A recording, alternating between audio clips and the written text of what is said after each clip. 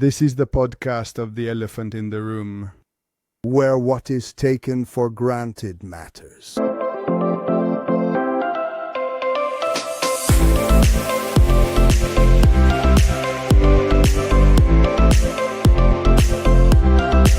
Stroppo enchants. A day with the carousel of voices. Yesterday I had a really special experience.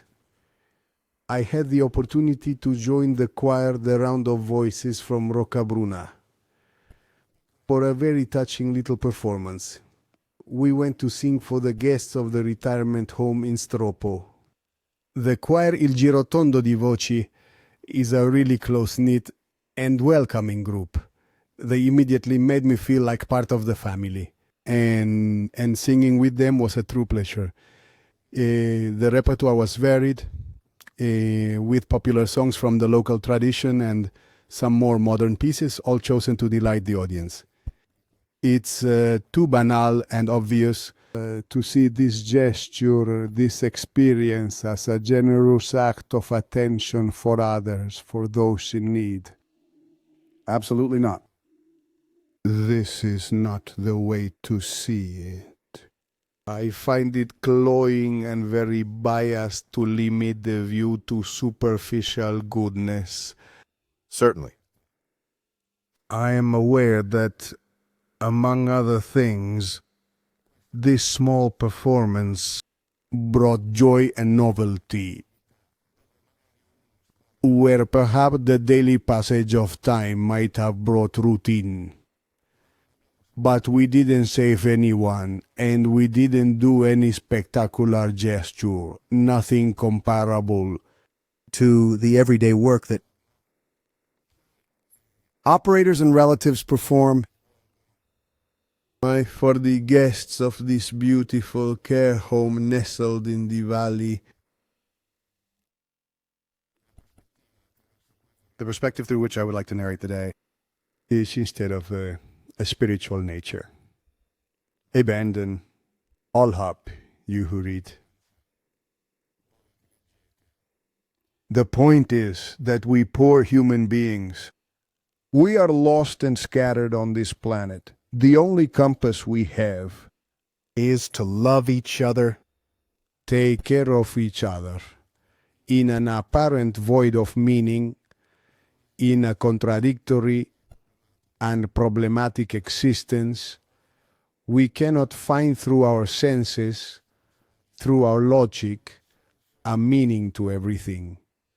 This is why death frightens us, and perhaps even more so, illness, especially the one that leads us to cerebral degeneration. Here is the preciousness of visiting the guests of a facility like the one in Stroppo. Too often, precisely to gift ourselves an apparent sense of meaning in life, we psychologically remove death and illness from our lives without ever really succeeding. The trick works only until these will burst into our life and surprise us, traumatizing us. It is inevitable.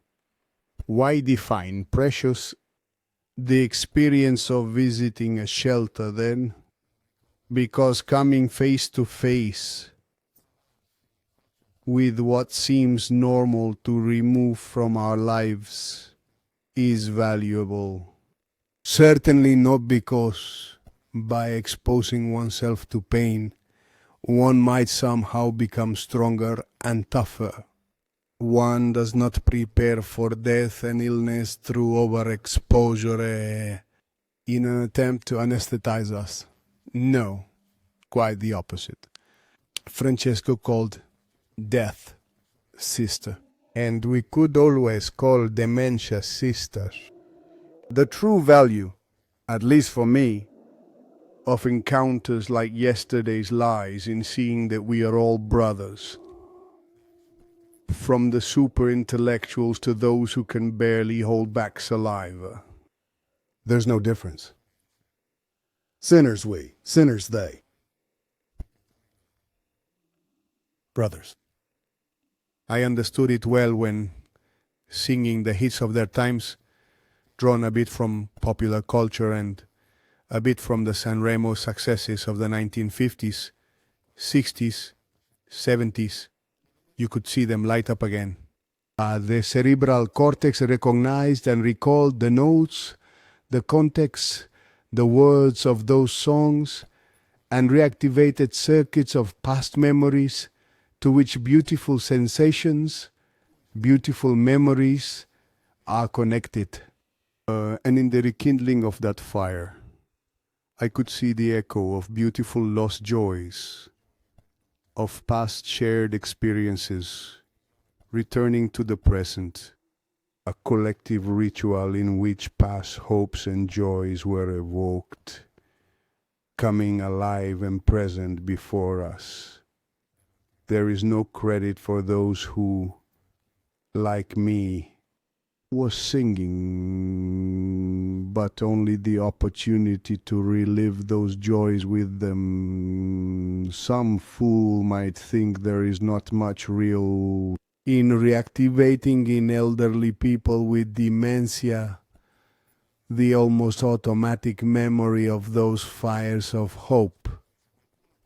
Someone might think it's illusory to bring to light for a brief afternoon the life that those bodies almost forget.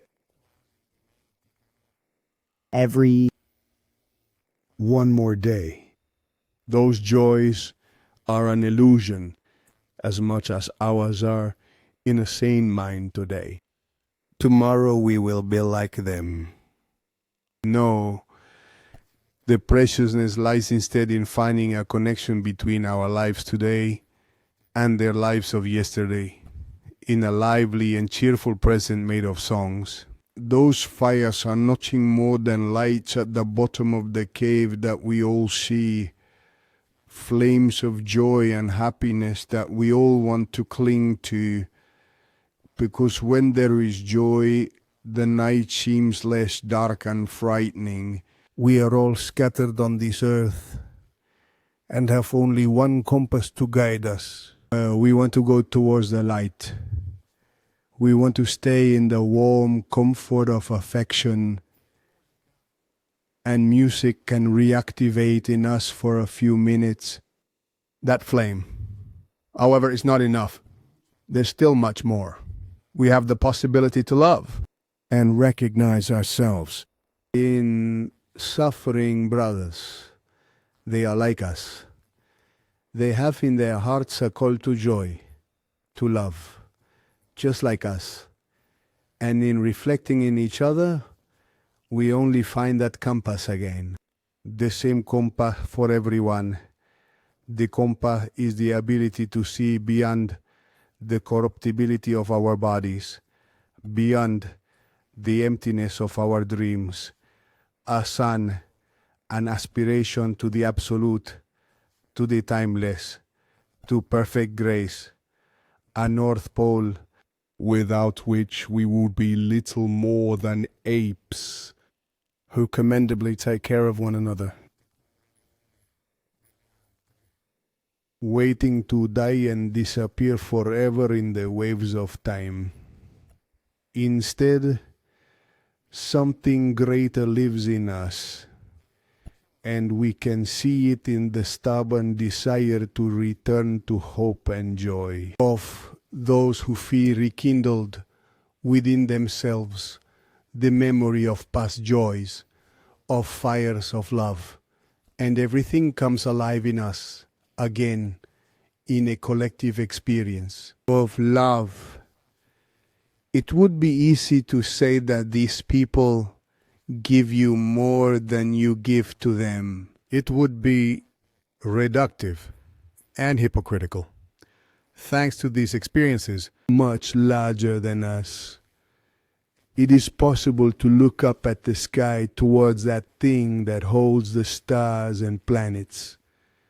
It echoes within us. Only then, a spirit of gratitude, a joy that has no name, a thanks experienced together with brothers, all enveloped in one great living prayer.